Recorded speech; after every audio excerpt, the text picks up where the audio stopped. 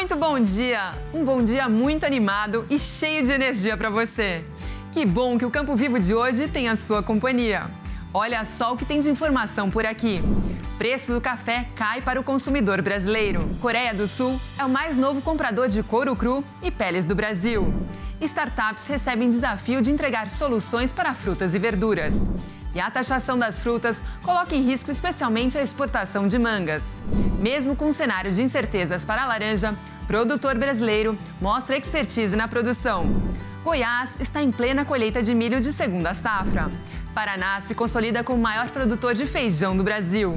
E nós vamos homenagear os cafeicultores contando um pouco da tragédia que a geada negra provocou no Paraná. Sim, meus amigos, Campo Vivo é notícia. Campo Vivo é informação de qualidade. Já se acomodou por aí? Então, fique aqui com a gente porque o Campo Vivo já começou.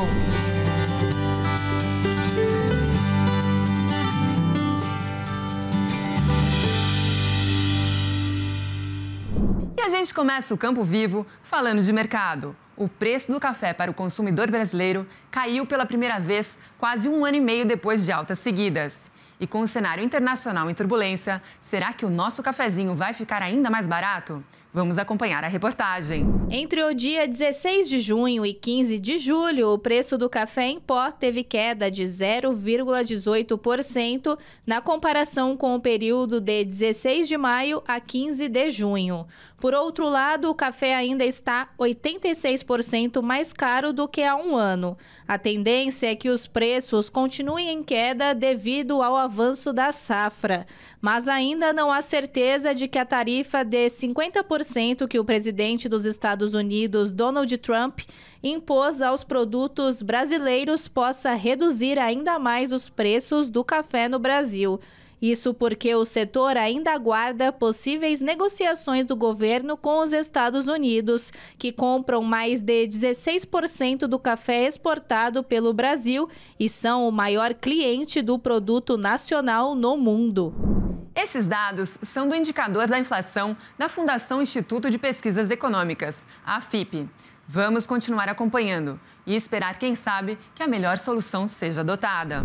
E a Coreia do Sul é o mais novo cliente do Brasil no setor de couro cru e peles. Olha só. A autorização foi oficializada ao Ministério da Agricultura e chega em um momento estratégico, quando o governo brasileiro busca novos destinos para produtos impactados pelas tarifas anunciadas pelos Estados Unidos. O setor de couros foi um dos que participou das reuniões com o vice-presidente Geraldo Alckmin para avaliar os reflexos do tarifaço. E segundo o Ministério, a liberação sul-coreana não está diretamente ligada à negociação para exportação de carne bovina, mas o diálogo com o país asiático foi fortalecido. A abertura de mercado é sempre uma boa notícia. E o couro cru e outros tipos de pele podem facilitar parcerias com mais produtos brasileiros. Eu tenho certeza. E está agendado para outubro o Dia de Campo da Smart Farm. O projeto é do Rubicó Criagro, uma iniciativa de inovação da Sociedade Rural do Paraná, com parceria da Unifil. Foram selecionados 7 startups. Elas devem apresentar soluções para melhorar a produção de frutas e verduras e demonstrar as tecnologias a campo. As vitrines, com 100 metros quadrados cada, já começaram a ser preparadas.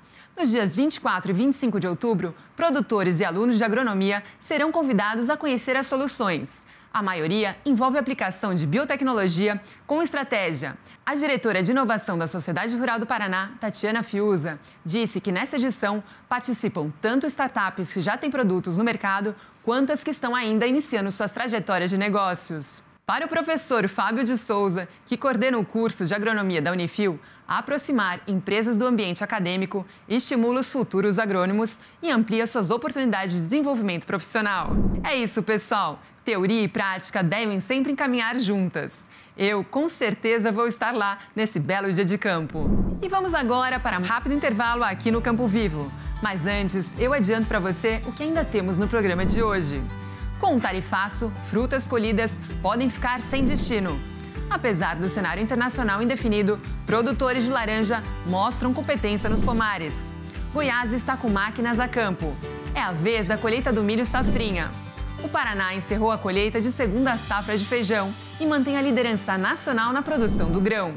Vamos mostrar os efeitos da geada negra de 1975 e como o fenômeno redesenhou a economia do Paraná. Muito mais já já aqui no Campo Vivo. Eu te espero, hein?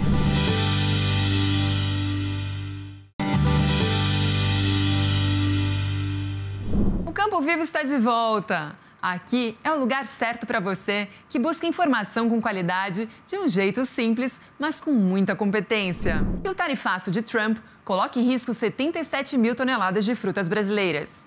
Esse é o volume que aguarda exportação para os Estados Unidos. A manga é a mais ameaçada.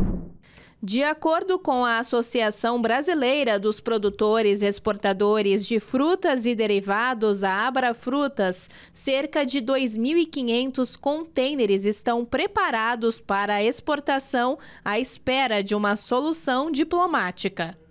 E nós temos uma tradição de muitas décadas de que agora, a partir da primeira semana de agosto, nós temos a safra da manga para os Estados Unidos. São entre 75 e 90 dias, onde nós concentramos e mandamos para os Estados Unidos. Essa safra começa a ser planejada há 6 meses atrás, onde tem a compra da embalagem, onde tem muitas vezes a contratação de mais mão de obra, onde tem as reservas nos navios para que os contêineres possam ir semanalmente para os Estados Unidos. A crise impacta diretamente os produtores do Vale do São Francisco, que lidera o cultivo no Brasil. Caso o impasse persista, os efeitos negativos devem se alastrar pelas próximas safras, com potencial para reduzir investimentos, provocar demissões e afetar toda a cadeia logística da fruticultura nacional. Para que os governos tenham a sensibilidade e a proposta que o Brasil possa ir adiante nas conversações, que tirem alimentos disso. Isso vai impactar diretamente nos Estados Unidos. O americano não almoça, ele janta. No almoço, geralmente, ele come um lanche, geralmente hambúrguer. O hambúrguer vai ficar mais caro. O suco de laranja vai ficar mais caro. Tá certo? O café vai ficar mais caro, a fruta vai ficar mais caro. E aqui nós vamos ter, no Vale do São Francisco, eu temo e peço por tudo a Deus e peço a todos que tenham bom senso. Nós vamos ter frutas se perdendo no campo, a manga vai se perder, não vai se colher. Isso significa demissões, isso significa empresas entrando em dificuldades.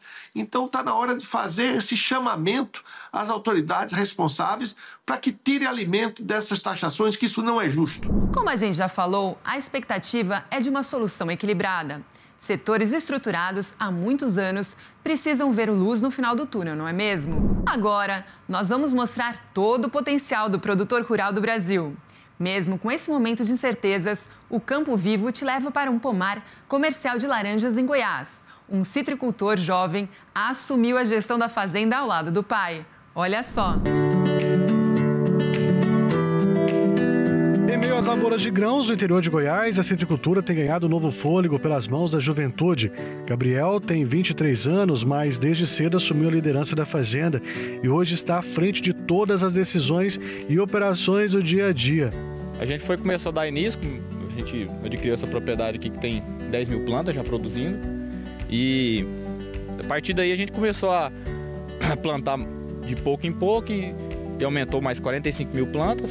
Com cerca de 55 mil pés de laranjas plantados aqui na propriedade, o Gabriel não realizou apenas um sonho de infância, mas conseguiu mudar a realidade de toda a família, aliando tudo à boa produção, à gestão e ao empreendedorismo, transformando a produção em rentabilidade. Todo ano a gente tenta sempre tentar melhorar, né, a produção, aumentar sempre, mas isso aqui é muito satisfatório, muito gratificante, né? Essa parte passar e ver tudo muito bem carregado os pés. A produção ganhou força após a orientação técnica do Senar. A escolha se provou certeira. No ano passado, a rentabilidade foi boa e este ano vai ser ainda melhor. A assistência técnica e gerencial do Senar tem sido uma aliada estratégica. Apesar de já contar com toda a estrutura administrativa e equipe de apoio, o Gabriel valoriza o acompanhamento técnico, que contribui com boas práticas, manejo eficiente e decisões mais seguras. O Senar ajudou demais da conta, porque aqui a gente não tinha uma produção fraca, não conseguia dar um estresse certo na planta. A planta precisava de fazer um estresse para poder produzir bem. O pessoal, a gente veio fazendo um manejo mais diferenciado com eles aí e graças a Deus deu tudo certo. Pode ver aí que tá bem bem carregado, produziu bastante. Apesar do potencial da citricultura no estado, produtores vivem sob alerta. No ano passado, o técnico Lucas, hoje supervisor do Senar, identificou o primeiro caso de greening em Goiás. A praga, também conhecida como HLB, foi encontrada em mudas transportadas sem procedência e a doença pode dizimar um pomar em poucos meses. Um passo mais difícil foi identificar e começar a tratar essas plantas. E a partir desse primeiro momento, o Gabriel sempre atento, sempre seguindo as nossas recomendações, ele foi executando os tratos que nós demandamos e com o resultado, com o sucesso que ele foi tendo, ele já pensou em expandir. Então ele já tem um novo plantio realizado, está com um pouco mais de um ano aqui, que foi feito dentro do nosso período de trabalho. E aí a gente vê que a tendência é só aumentar a produção, Com coragem e orientação técnica, Gabriel segue vencendo os desafios do campo. Sua história é o retrato de uma nova geração de produtores que une tradição, inovação e responsabilidade. Tem que trabalhar bastante, querer, sonhar, e acho que é o mais importante.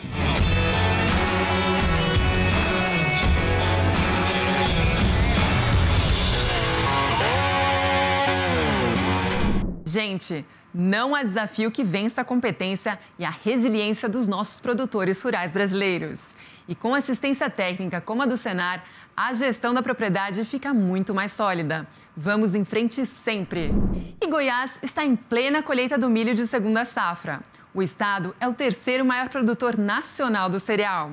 Vamos ver agora como estão os trabalhos por lá. Silvano Rodrigues é produtor rural no sudoeste do estado. Natural do Paraná, ele veio com a família para Goiás ainda criança. O pai era um pequeno agricultor, mas com o tempo as terras agricultáveis foram se expandindo. Agora ele e o irmão tomam conta de tudo. Para este ano, a expectativa de alta produtividade é boa. Em termos de produtividade, vai ser uma excelente safra. O clima colaborou muito, as chuvas se estenderam, então a safrinha, um grande limitante da safrinha é a questão pluviométrica. E esse ano as chuvas se alongaram, por isso a gente, em termos de produtividade, vai ser uma safrinha aqui no sudoeste goiano muito bom. Para otimizar a produção, o agricultor e a família investiram em uma frota própria. São 10 caminhões, 6 colheitadeiras, além de equipamentos de apoio. O armazém também é particular, o que facilita a logística. Além das chuvas bem distribuídas, o manejo de pragas e doenças nesta safra não foi tão desafiador para Silvano quanto em anos anteriores. Foi um manejo tranquilo, sabe? São as pragas, são as que já estão ocorrendo nos últimos 3 anos, A gente vem cada ano tentando aprimorar mais algum controle e são as mesmas pragas, que a cigarrinha incomoda bastante, as ervas daninhas estão sendo um grande desafio, mas a gente conseguiu fazer um manejo tranquilo. Silvano já comercializou 50% da safra de milho. Agora ele deve observar o comportamento do mercado para vender o restante da produção. As duas coisas nunca andam junto, Nós estamos aí com uma boa produtividade, mas os preços não remuneram. Os preços estão muito baixos. Se não fosse uma produtividade boa, a gente não fecharia custo. Esses preços hoje que são praticados no momento não remunera. Segundo a análise do CPEA, a queda no preço do milho está limitando as negociações da cultura diante da produção robusta, que pressiona as cotações. Com isso, o mercado está morno, com produtores cautelosos na hora de fechar as vendas. É assim mesmo, pessoal. Safra cheia, bolso nem tanto. Mas Goiás mostra seu potencial diante dos desafios do clima e do mercado. Nossos parabéns ao povo goiano. E chegou a hora de mais um rápido intervalo aqui no Campo Vivo. Mas ainda tem notícia importante para você. Olha só. O Paraná colhe 3 safras de feijão a cada temporada agrícola e se mantém na liderança nacional da produção do grão. A Geada Negra de 1975 mudou o perfil do agronegócio no Paraná e também revelou cafeicultores fortes e competentes. Tudo isso e muito mais eu te espero. O intervalo é rapidinho.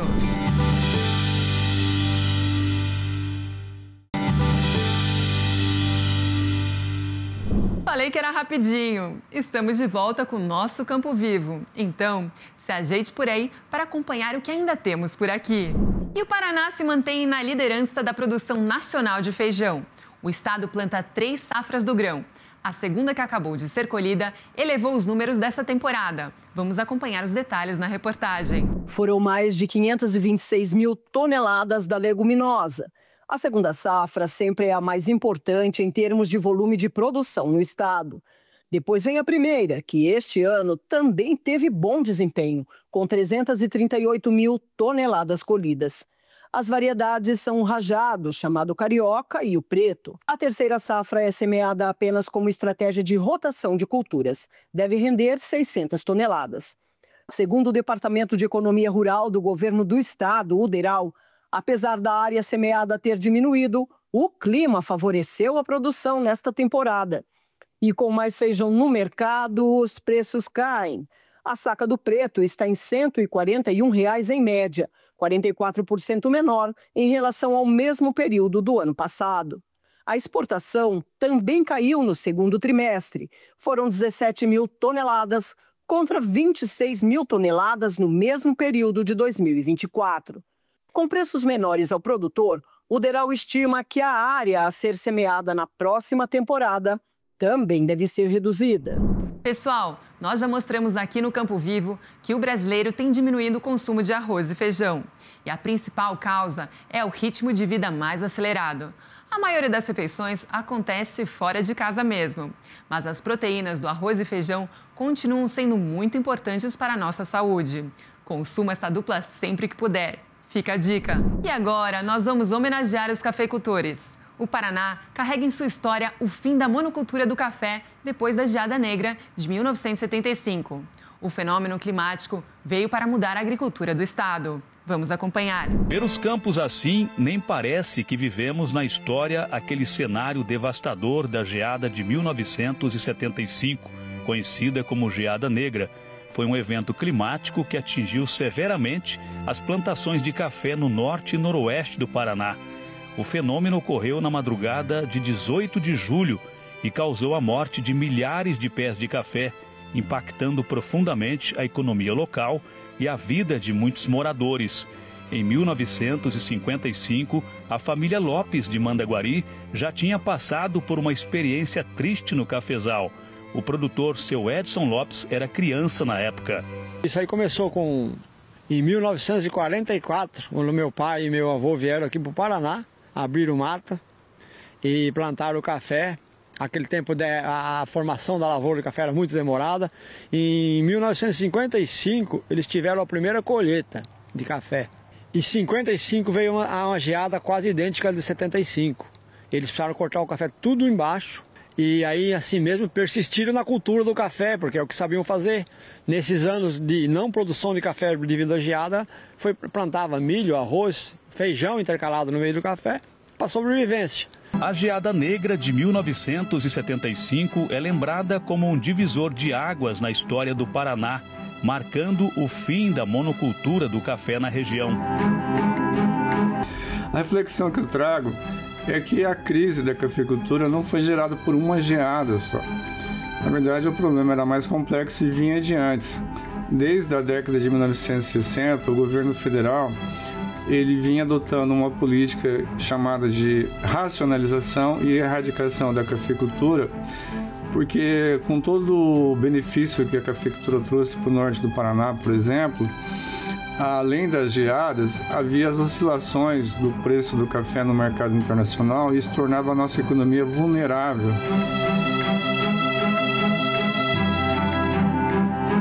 No dia 17, o dia que antecedeu a geada, às 5 horas, 2 horas da tarde, já começava a queimar folha de café. Era um vento do sul que se você não aguentava ficar fora de casa, a gente não tinha informação que nem temos hoje. Nós fomos pegos de surpresa, porque a tecnologia era outra, né? Seu Edson conta que as baixas temperaturas que chegaram a atingir -8, -9 graus na relva e congelaram as plantações e destruíram os cafezais, levaram muitos produtores a abandonar a atividade e buscar alternativas como a soja e o milho. A soja veio depois de 75, que parece que virou o mundo, resolveu como está desenvolvendo, crescendo tudo, a população, apareceu a soja que resolveu, mas o café sempre foi. E nós, com a área pequena, não tinha como plantar soja, porque nós não... A soja, você tem que mecanizar ela, tem maquinário, tudo, a gente não tinha. Então, o café, como era manual, a gente ficou no café.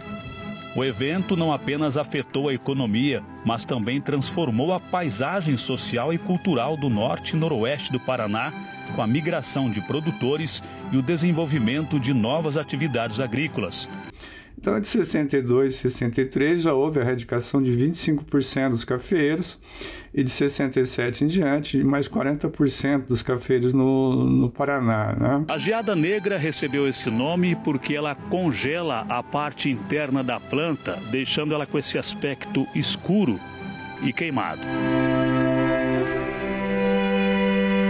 É uma cultura... Quem tem condição de manter ela, ou com a família, até hoje tem que ser com a família ou com mecanização para você ter, porque se você precisar de uma mão de obra de fora, muito complicado isso em todo o setor. O café, para pequena propriedade, ainda é um bom investimento aí.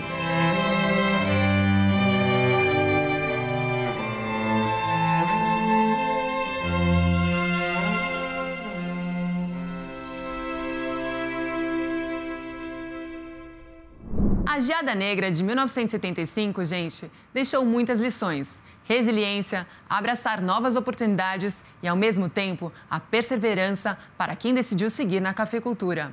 A verdade é que todos os produtores e a sociedade em geral entraram em uma nova era de economia no Paraná.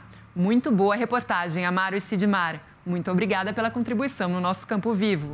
E acabou, pessoal! Que pena! O Campo Vivo de hoje chegou ao fim. Mas foi bom demais ter a sua companhia até aqui. Agora, aproveite o domingo, descanse e se prepare para mais uma semana. Vai dar tudo certo. O produtor rural é um exemplo de força, competência e alegria. Eu, Luli Barbeiro, te espero no próximo domingo a partir das 7h30 da manhã. Até lá, tchau!